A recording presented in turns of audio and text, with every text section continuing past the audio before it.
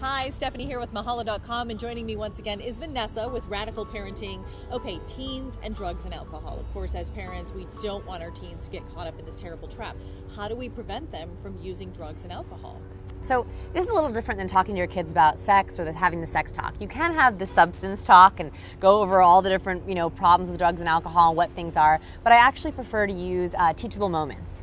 And this is all kinds of things starting from a very young age. At a party, if people are passing out champagne or wine, also if you see a commercial or a movie where they're talking about marijuana or drugs, to bring up questions during these things and say, has anyone ever offered you anything, or do you have any questions about alcohol? Have you ever been curious to try something?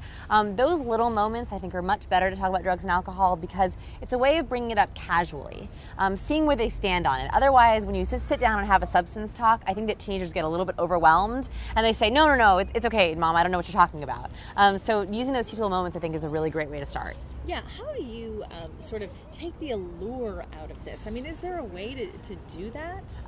It's very hard. I think there's actually some great media that help with this. For example, the show, I think it's Intervention, is a great show. It's very hard to watch and it can be a little advanced, but if you want to get some on Netflix or watch them ahead of time, just sit with your kids and show them what happens, how it really can be a downward spiral. I think that's a really great way to sort of show them that it's not all glitz and glamour, and a lot of the times it's not just you try it once, it actually goes into something worse and it can turn into, as they say, turn into something bigger. Yeah, and what about fear? I mean, I had a lot of fear. I was just terrified of drug use. When I was growing up, they had the Say No to Drugs campaign, and apparently it worked. I mean, I don't know, when all else fails, fear is good, right? Well, I think it's good to scare them, but you also want to make sure that sometimes if you over scare someone, they don't believe it anymore. Or they see a friend do it and they go, wait a minute, I thought that was supposed to ruin your life. It's not true. So you want to say, here's the worst that can happen, but there's also sort of this middle ground, but both are not good. And always point out the illegality of drugs. I think that kids sometimes forget that marijuana is illegal.